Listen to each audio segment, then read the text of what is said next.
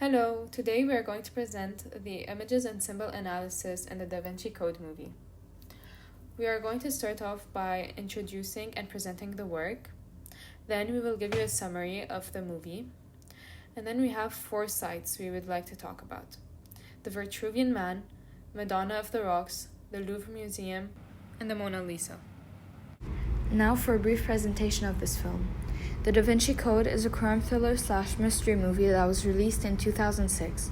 It is based on a novel written by Dan Brown, and it follows symbologist Robert Langdon as he sets off on an adventure that takes him all around the world, from Paris to London to the United States and back again.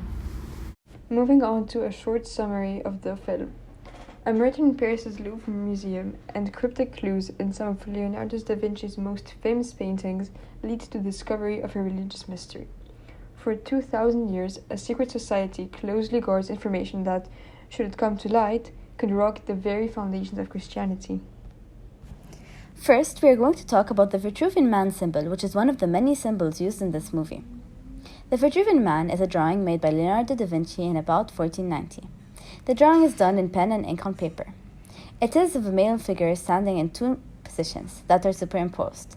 His arms and legs are drawn in 2 different positions, while the rest of his body stays in 1 position. It is drawn perfectly inside both a circle and a square.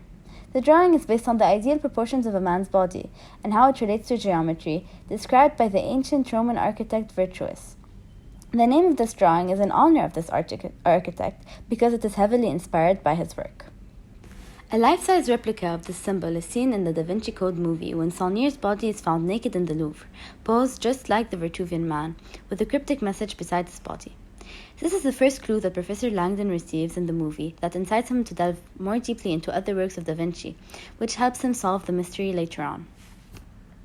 And now moving on to Madonna of the Rocks, likewise called Virgin of the Rocks, done by Leonardo da Vinci in 1495 and finished in 1508. This artwork is said to be unfinished. It was only a bonus painting according to the artist. The painting hangs in the National Gallery in London, and the prime version hangs in the Louvre Museum in Paris. In the center, we can see 2 ladies, which are Mary and her child Jesus on her left, and Uriel, an angel, with John the Baptist on her right. Mary's body language says a lot. The way she is grabbing John the Baptist as if she is directing him to Jesus. If we look closely, it looks like Jesus is praying for him. Moreover, it looks like Jesus' guardian angel.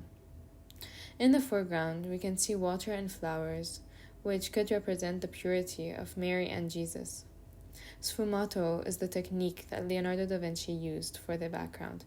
It softens the transition between the colors so that the human eye focuses on the subject and not the background.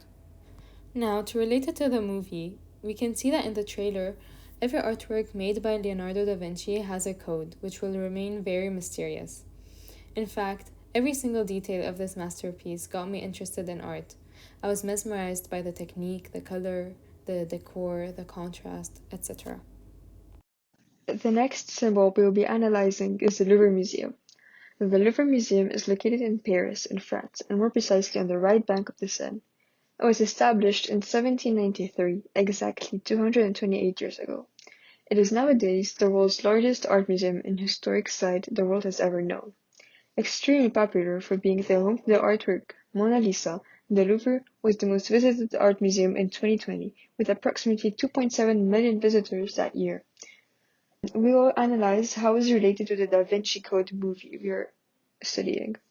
First of all, and most importantly, the plot itself unfolds around the Louvre Museum, said to hold many mysteries connected with the intriguing works of Leonardo da Vinci. From an economic point of view, in 2006, which is the year when Da Vinci Code was released, was a breakthrough in terms of annual visitors. The number of visits has reached a peak of 7.3 million that year. A remarkable part of these visitors came simply thanks to the film. The Mona Lisa, also known as La Gioconda, was a painting made by Leonardo da Vinci in 1503. It is an oil painting and is currently held at the Louvre Museum in Paris. The piece features a portrait of a seated woman set against an imaginary landscape.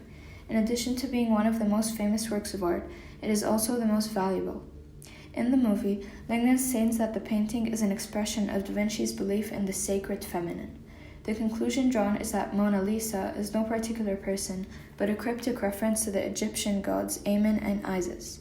Mona is an anagram of Amen, and Lisa is a contraction of Lisa, meaning Isis. In the novel, Professor Langdon discovers that Da Vinci painted the Mona Lisa in opposition to the Church's suppression of Mary Magdalene's true identity. Thank you so much for watching and listening. I hope we taught you something new and helped you better understand the Da Vinci Code movie.